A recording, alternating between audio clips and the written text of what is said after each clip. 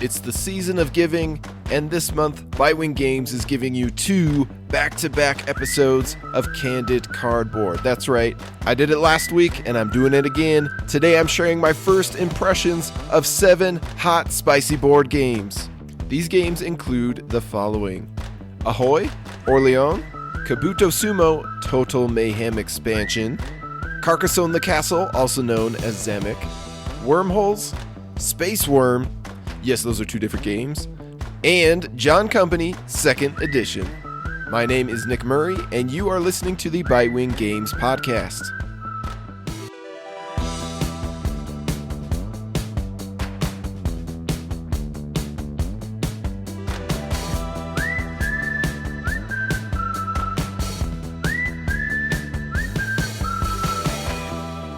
Arr, mateys. We're going to start things off with Ahoy, which I have 2 plays of at 3 and 4 players. With the release of both Libertalia Winds of Galecrest and Ahoy this year, I've certainly got into the pirate spirits, because apparently the 1400 other pirate games somehow failed to get me into a piratey mood before now. But where Libertalia captures more of the backstabbing greed of piracy, Ahoy leans into the high seas adventures. As is Leader Games' trademark, there is plenty of asymmetry to be found here. 2 factions, the Bluefin Squadron and Mollusk Union, compete with each other to control region tiles, while 2 other factions act as pick-up and deliver smugglers. Rounds proceed with the players rolling their 4 or 5 dice, and then taking turns to assign dice to actions on player boards. Your board actions allow you to sail around, load your cannons in preparation for battle, repair your ship, meaning clear action spaces that get blocked by damage tiles, and utilize unique abilities. You can also recruit more crew members from islands, in essence adding powers and actions to your growing card tableau. As promised, Ahoy is much more streamlined and easier to get into compared to Root. The rules are simpler, the asymmetry is lighter, and the game is supposed to be quicker, although I will note that both of our plays went beyond 90 minutes, certainly a bit longer than ideal for this weight of game. That said, there's a refreshing brevity to the turn-by-turn gameplay.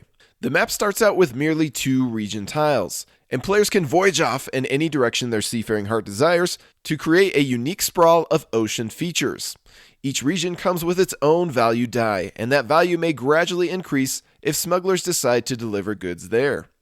As the region dice spread outward and tick upward, the big dogs of the sea begin to salivate for control. The Bluefin Squadron spreads patrols and erects island fortresses, while the Mollusk Union gathers and deploys comrades.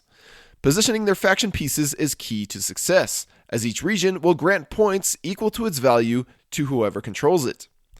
While the 2 heavyweight factions spread far and wide, the smugglers are simply looking to weave in and out of islands as quickly as possible with their precious cargo. Encountering enemy ships can sometimes be a great inconvenience, forcing the active player to stop dead in their tracks because somebody loaded their cannons and is looking for a fight. Of course, the smugglers have cannons of their own, and a victory in battle can result in a lucrative reward from their player board. The smugglers aren't completely disinterested in the area control war though. While they aren't competing in it themselves, they are placing bets on it. Each card of cargo that gets delivered becomes a pledge where the player secretly tucks it under a bluefin or mollusk token. This is a chance to score bonus endgame points if the bet was correct, meaning which faction controls the islands which match that card's suit. This may even persuade a smuggler to help out the faction they are invested in for specific regions. Like any deeply asymmetric design from Leader Games, there is a lot of interesting stuff going on here, and just as much potential for one player to have a great experience as another has a rough experience. Leader is not the type of publisher to sell a game with guardrails. There is ample opportunity for opponents and luck to rain on your pirate parade. But there's also a lot of freedom to chart your own course and explore the wacky possibilities. I'll be honest, I came into Ahoy excited but apprehensive. The concept and presentation were thrilling to me, but the early reception has seemed mixed and guarded. Thus far, I've been able to try both the Bluefin Squadron and the Smugglers. In both cases, I had a grand old time. The Bluefin Squadron felt like a great territorial tug-of-war with those pesky mollusks. The smuggler felt more like a slippery troublemaker who doles out bruises and bonuses in equal measure. The crew cards I've recruited have also played a significant role in my strategies thus far and been key contributors to my success. The fact that I can essentially play 3 refreshingly different versions of Ahoy based on my faction choice, with impactful crew specialization on top of that, makes me eager to set sail once more. I give a good prognosis to Ahoy. Next, we're going to talk about the classic evergreen Orleans, which I have 2 plays of at 4 players. And I think that's how you pronounce it, but it's spelled Orleans. So, whatever. My first taste of the legendary Orleans actually came in the form of trying its spiritual sibling, Altiplano, over 3 years ago. That play feels like it was from another lifetime, probably due to the fact that I've played hundreds of games since then, and because it was in the before COVID times. But I still recall feeling incredibly underwhelmed by Altiplano due to a sloppy rulebook, long playtime, and dearth of player interaction. Here's what I wrote about Altiplano after giving it a go. Quote, my major complaint would have to be the nearly complete lack of player interaction. 99% of the rounds could be played simultaneously, yet that 1% outlier situation keeps you from doing so, and thus extends the length of the game even more. When a non-interactive game can last nearly 2 hours with only 2 players, at that point, I would just rather play A Feast for Odin, which provides a far more satisfying resource conversion Euro experience, end quote. So that predictably killed my interest in trying Orleans. But I've since had the opportunity to play a friend's copy of this game twice, once last year and once again this month. So at this point, I might as well give my proper first impressions of Orleans. The good news here is that I find Orleans to be better than Altiplano. The bad news is that I think it's only marginally better. It still checks my main complaint of being largely solitaire with just enough interaction to noticeably slow the game down without providing genuinely meaningful or satisfying interaction. At the very least, Orleans mitigates this issue better by having a cleaner system and faster pace than Altiplano. On top of that, where Altiplano is invested in bland resource conversion, Orleans is more interested in engaging engine building.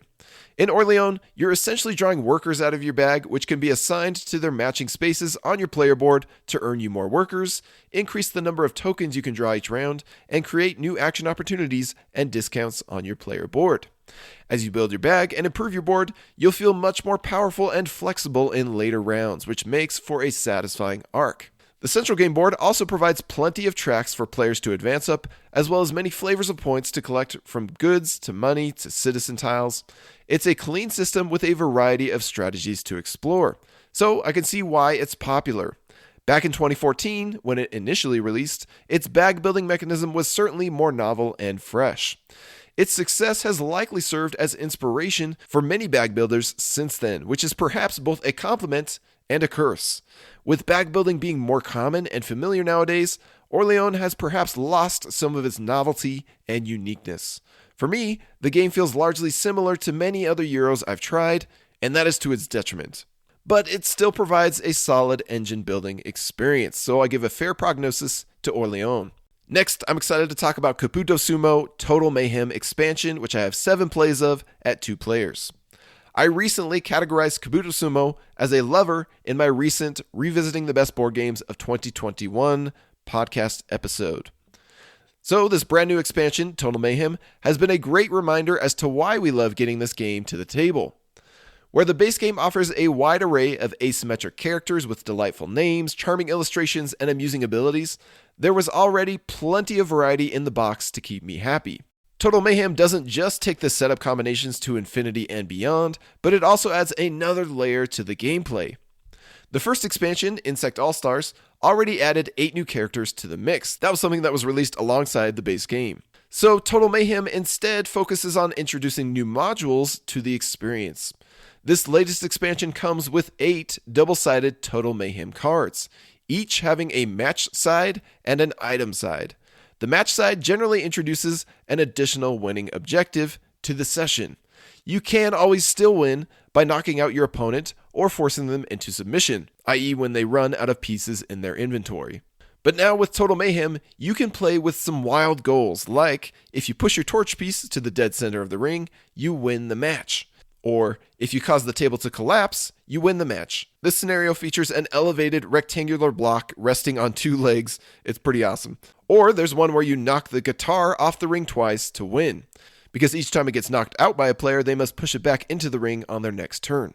And there's another one where you drop 16 little thorn pieces onto the ring at the start of the game, and then you lose the match if you knock out 4 of them or more. We've enjoyed the added dimension these cards bring to the strategies and tactics of this simple dexterity game. You're constantly scrambling for the easiest path to victory while dancing around the slippery slopes to defeat. But a match card isn't the only thing to add to your session. True to its title, Total Mayhem also has you lay out an item card to contribute to the chaos. These items basically act like a shared signature move that any player can utilize. Some items are earned through stacking pieces, others through inventory payments to your opponents, and yet others through knocking out enough pieces on your turn, or none at all. Kabuto Sumo definitely shines by mixing up the shapes, sizes, weights, and physics of its disc pushing mechanism, keeping things weird and wacky from one play to the next. It's clear that the creators of Kabuto Sumo and its expansions have had a blast with this charming dexterity game. From the unique challenges that each new card offers, to the hilariously epic items and illustrations that bring its theme to life. While this expansion certainly ramps up the mayhem and speeds up the game, it's not likely to change anyone's mind.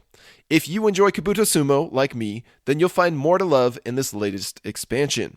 I give an excellent prognosis to Kabuto Sumo Total Mayhem expansion. Moving on, we're going to talk about Carcassonne the Castle, also known as Zamek, which I have 2 plays of at 2 players. Carcassonne is as classic as board gaming gets, and one of the few transcendent titans of the industry that has remained in my collection. Where Catan was replaced by Concordia and Bonanza, and Pandemic was replaced by Pandemic Iberia and Siege of Rundar, and Monopoly was replaced by Chinatown and Lords of Vegas, and Jenga was replaced by Crokinole and Men at Work, Carcassonne has remained protected from my culling wrath. That may change now that I own Carcassonne the Castle. My favorite way to play Carcassonne has always been at 2 players. With Carcassonne the Castle, Reiner Knizia comes in as a guest designer and gives the core premise a heightened 2-player focus. Players are no longer restricted to connecting matching edges, such as fields to fields, city to city, and so on. Instead, they are restrained by a surrounding wall which serves as the game boundaries. The wall introduces many interesting dynamics to the Carcassonne experience. For example, it can serve as a boundary to your ambitiously large area, meaning there could be 1 or more surfaces that you don't have to worry about enclosing with a different type of terrain. With the starting tiles printed around it, the wall also allows players to spread inward from multiple areas rather than be stuck spreading outward from one place. Finally, the wall serves as a score track with every rook along the wall containing a bonus tile. This bonus tile is awarded to the player who gets their score marker to stop exactly on it. Passing over the bonus tile means you don't get it. Where vanilla Carcassonne sees players lunging for any and all points as quickly as possible, the castle unveils a tactical layer by encouraging players to score specific amounts of points at specific times along the score track. Suddenly, the perfect tile to enclose a point-scoring area may come at an inconvenient time, when the points don't line up with the next rook along the track. The tiles themselves also feature some twists to the formula. Roads are still here, and still must connect to other roads or the wall, but having 1 or more stocks along a road will double its points. Pigsties score 2 points per tile. Pigsties are found in the version I've been playing called Zamek.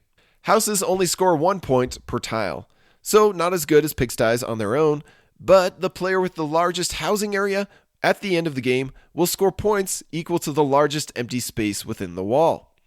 So if a player knows they won't win the housing competition, they must try to cut down on their rivals' points by dividing up the empty space before the tiles run out and the game is over. Scoring the largest empty space is yet another genius use of the enclosing wall of Carcassonne the Castle. All these twists add such a scrumptious tension to the solid Carcassonne formula. Should I wall in my opponent's growing pigsty by placing this field tile next door? Remember, you are allowed to mismatch edges here. Should I enclose my housing area now to guarantee myself the points and leapfrog over the valuable bonus tile in the process? Should I add a stock to this road and put a big target on it for my opponent to go after? These considerations and many more are found throughout the game. Carcassonne the Castle is such a brilliant little 2-player game that it makes me wish Dr. Knizia would do more all-star team-ups with other beloved classics. What would Reiner's take on Pandemic look like, for example? I wonder. I give an excellent prognosis to Carcassonne the Castle, also known as Zamek. Next up, let's talk about Wormholes, which I have 2 plays of, one at 2 players and another at 4 players. I can still recall the buzz around Wormholes when it was first announced. The very title of the game alluded to the exciting possibilities, that of a shared board, morphed and transformed by players into a tangled web of interconnected wormholes. It simply made sense and tickled the imagination. So, how does Wormholes deliver on that thrilling promise? In many ways, it does exactly what it promises to do. Ships start with the energy to move 3 measly spaces through an enormous hex-based galaxy. But players can drop wormholes around them as they please, and use of those wormholes, blipping from one end to the other, requires no energy at all. Thus, the game contains a nice arc of starting with meager movement turns and ending with elaborate orchestrations of passenger pickup and delivery. You'll not only plan and use your own wormholes, but you'll also integrate opponent wormholes into your navigation. And if your opponent happens to drop a wormhole in a smart spot, they'll be raking in the bonus points, as every use of a wormhole by an opponent nets the wormhole owner a point. Those bonus points are important to keep in mind, but the meat and potatoes come from actually transporting passengers to their desired planet. Based on what cards enter your hand or the open market, you'll adjust your tactics to milk the most delivery points out of each turn. As the game progresses onward and the wormholes spread far and wide, what initially seems impossible or inefficient can suddenly become solvable and smart. The advanced side of the space tiles also adds satisfying depth to this route planning puzzle. Where an orbit zips you around a planet, nebulas similarly offer a free ride, wild wormholes are free game for anyone, photon cannons launch you in a straight line as far as your heart desires, and black holes teleport you off and away according to the whims of Lady Luck. By harnessing the great anomalies of space, along with the man-made wormholes, you'll be able to weave together some satisfying space-traversing combos. Unfortunately, the creativity and joy of wormholes both starts and ends at exactly that, movement efficiency. For some folks, a streamlined pick up and deliver puzzle is all it needs to be. We showed wormholes to a very casual gaming couple, and they had a blast with it, even stating afterward that they could see themselves buying it. And I don't remember them saying that about any of the other many games we've shown them, so kudos to this game for earning that. But for other folks, perhaps those more like myself, wormholes might feel a bit one-dimensional after a couple plays. Basically, you're trying to navigate and deliver to 8 or 10 different planets during the game. But those planets might as well be called Point A, Point B, Point C, Point D, and so on. Each card is simply a 2-point objective telling you, deliver me to point blank. You're not so much explorers of the final frontier, rather taxicabs performing repetitive work across a vanilla solar system. Although, being a taxicab sounds much more interesting in my opinion, as you'd actually get to meet wildly different and interesting people and be rewarded equal to the distance you transported them. In Wormholes, an inconvenient card that enters your hand is nothing more than a faceless passenger who makes you curse your poor luck of the draw and plan to cast them aside on the very next turn. I guess what I'm trying to say is that beneath the interesting efficiency puzzle of Wormholes lies a largely flavorless experience where the only thing of substance is the next hit of points. Trash cards, draw cards, move, deliver, deposit points, rinse, repeat. It's clean and polished for sure, and precisely as lengthy as it should be. Wormholes somehow makes the most boring part of space, floating through it, the most exciting part, while making the most exciting part of space, the diverse planets and life, the most dull part. And although it provides a shared map that allows players to punch a ton of space-time holes in it, the game feels surprisingly like a solitaire, top-decking efficiency puzzle, with some incidental interaction rather than feeling like a strategic tussle of the galaxy's greatest minds. Whether that's a good thing or not will depend entirely on your gaming group. So I give a fair prognosis to Wormholes. Speaking of worms in space, let's talk about Space Worm, which I have 3 plays of at 2 players. This is a relatively new Knizia roll and write from 2020 that saw a limited release by a UK publisher. And I couldn't help but purchase a copy when I spotted one in the US Board Game Geek marketplace. While this certainly is a title within the very genre that I have largely disowned, it is also a design inspired by the retro video game Snake, and that sounded pretty cool. In Space Worm, 2 to 6 players take turns drafting a die from a pool of 8 total. These are 6-sided dice, with the 6th face being replaced by another 1. When you select a die, you must draw a straight line on your dark space paper using a bright metallic pen. That's a nice touch. That is equal in length to the value of the die. Each time you choose a new die, you can, of course, continue in the same direction or take that opportunity to make a left or right turn. And as all good snakes know, you can never crash into your own growing tail. Each player's hungry space worm is eager to swallow all the fruits and planets spread out across their paper. The more planets you swallow, the less negative points you'll be penalized for at the end of the game. Meanwhile, the fruits are a light competition between players to swallow all of one type first. So the first player to swallow all the strawberries will gain 4 points, the next will get 3, the next will get 2, and so on. If you happen to swallow a fruit with a matching color die, then you'll even gain a bonus point. The game also includes 4 unique maps with different arrangements and neat little additions like superfruits and wormholes. Finally, each time you are unable to use one of the available dice from the pool because you would crash into a wall, you lose a 2-point life. Once a player loses all 4 lives or eats all of the fruit, the game is over. So it's an interesting mix of route charting, objective racing, and dice drafting. One feature of Space Worm that you don't normally expect from a roll and write is that of brutality, particularly at lower player counts. It's easy to keep a trained eye on what your opposition desperately wants from the dice pool and hate drafted away from them. Where the difference between first and second place in fruit claiming is only ever a single point at 2 players, it is fortunate that the focus shifts away from the immediate fruit nabbing and toward the full round dice planning. Much like the best moments of Azul, you'll study your opponent's objectives, line this information up with the drafting options, and puzzle out the best drafting decisions and plans for your own needs. There is a zesty back and forth tango to it all. As the drafting options dwindle, players will be relieved when a new round finally starts, with all 8 dice being rolled again and the first player marker passing clockwise. Long-term planning is vital to success in Space Worm, because if you corner yourself in a risky area where your only option is to draft a low number or lose a life, then you might find yourself careening toward a premature game end.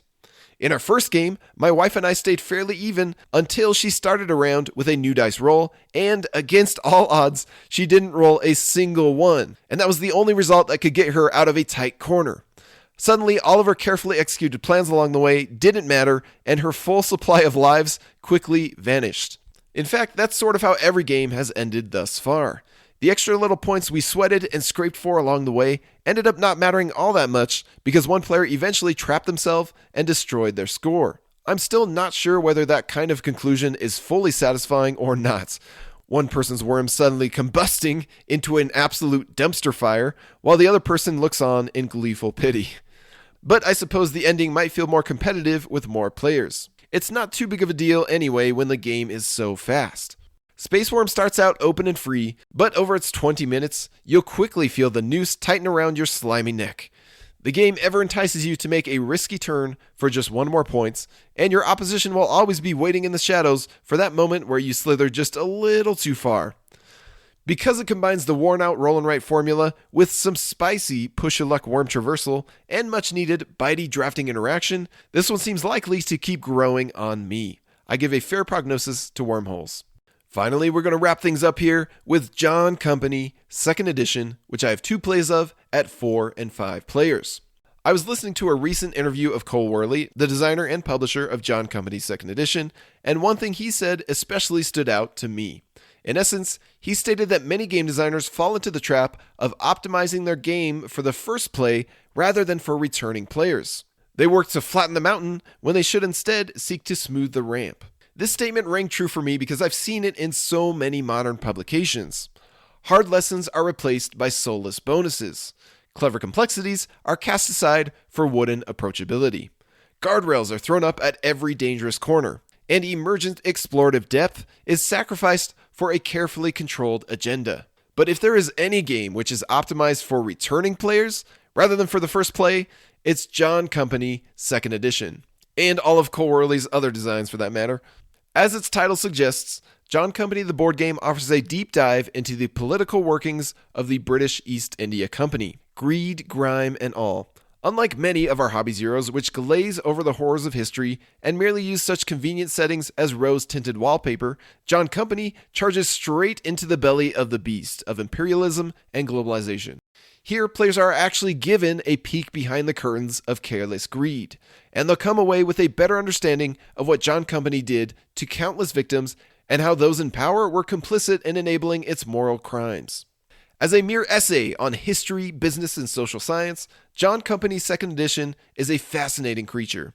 The fact that a board game can provide such an immersive, enlightening, and introspective experience is proof enough that this hobby is as much an art as it is a form of fun. But John Company manages to conjure 2 miracles in one by being both historically illuminating and thoroughly entertaining. As the first page of the rulebook states, in John Company, players assume the roles of ambitious families attempting to use the British East India Company for personal gain. The rulebook also spends an entire page hammering home the point that this is a negotiation game through and through. That is a very important point to remember as one gets lost in the weeds of this procedural roller coaster. Of all the Cold World games I've played, that includes Root, Pax Pamir, Oath, and now this one, it certainly seems like John Company required the most effort on my part to learn and understand before the big teaching session. I spent hours in preparation, reading through the rulebook, watching an entire teach and playthrough, and then reading through the rulebook once more. Being the designated teacher of John Company to a game group is like preparing for a final exam. You better know your stuff, or you're in for a rough one. Despite the fact that Mr. Morley puts all of his optimization eggs in the repeat plays basket, that doesn't mean that this game isn't approachable. From the gorgeous game board organization, to the carefully crafted cards and aids, to the warm welcome sheet, to the starting scenario, you can tell that Whirligig Games cares as much about constructing a smooth ramp as they care about preserving the mountain of strategic possibilities. And what a freaking mountain of a game this is. After only playing the starting scenario a couple of times, yet spending roughly 6 hours exploring its depth, I feel like I've only scratched the surface here. There are yet more events in India to face, more British laws to consider, more offices and roles to explore, more cunning strategies to uncover, and that doesn't even touch on the advanced scenarios featuring deregulation and a completely different side to the player boards. John Company takes the concept of replayability and punts it into the next dimension. On a basic level of gameplay, players proceed through a set number of rigidly structured rounds unless the company fails, triggering an early game end. You'll spend your energy jockeying for positions of power within the company, often bribing or blackmailing your way into office, just so you can rake in the financial gains and swaddle your family members in point-scoring luxury. The goal is to generate opportunities for retirement and betrothal, all while fueling these opportunities through your wealth and success. The path to victory is through the various offices and roles of the East India Trading Company. The chairman greases the cogs of the system by allocating finances to the various treasuries. The director of trade positions riders and ships and sends special envoys to prepare the company for action. The manager of shipping fits, buys, and leases ships to enable trading across various regions of India and Asia.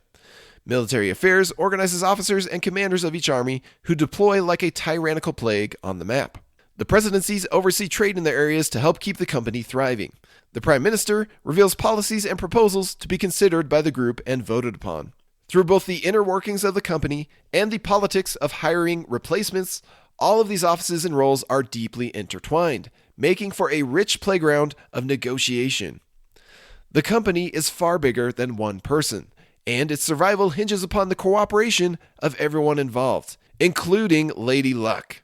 Much of what players will aim to accomplish within their various roles requires what's called success checks, basically chucking a handful of dice and praying for at least one result of a 1 or 2. The probabilities of success, failure, and catastrophic failure are laid out plainly on each player board, and players must decide how much they are willing to spend to gain extra dice and minimize the risks. Yet even when dice in hand are seemingly plenty, there is always a chance of failure when dealing with unwieldy India. So much of the game is about rolling with the punches and making the most of the latest mess of company problems. Perhaps your ambitious plans for trade in Bombay turned into an absolute dumpster fire, leaving your aging president destitute of retirement savings. But maybe his close relative, the prime minister, can pull a few strings to still help him land a place in his dream retirement home. Sure, maybe the company is sailing full speed ahead toward a destructive iceberg, but at least you still have time to drape yourself in luxuries as you fall back on your local workshops to get through the impending economic disaster and sinking company ship. For a game where so much of the overall outcome and company success is out of your hands, players have rarely had so much freedom to collaborate, cooperate, coerce, and conspire. And whatever happens with the company, however the final scores shake out, the real fun will always be the coalitions that were formed, the deals that were struck, the promises that were fulfilled, and the backs that were stabbed along the way. I give an excellent prognosis to John Company 2nd Edition. Now, whether you're into highly interactive games like Ahoy, or the quick gameplay and vivid Kwanchai Moria illustrations of Kabuto Sumo, or the clever decision space of Kinesia Designs, or the meaty negotiations of John Company, or all of the above, our upcoming Kickstarter project is likely to be right up your alley. And it's the best way to support Bitewing Games in our efforts to both share and create board games with a bite. In January 2023, we'll be launching Zoo Vadis by Reiner Knizia and Gussie Gorillas, a Bitewing Games original. These are two wildly clever games of trading and negotiation, so be sure to head over to our pre-launch page and click to be notified the moment this project launches. Thank you so much for your support. That's going to do it for today and for the rest of this month. We hope you enjoy a wonderful holiday season of friends, family, and plenty of gaming. My name is Nick Murray, and you've been listening to the Bitewing Games podcast.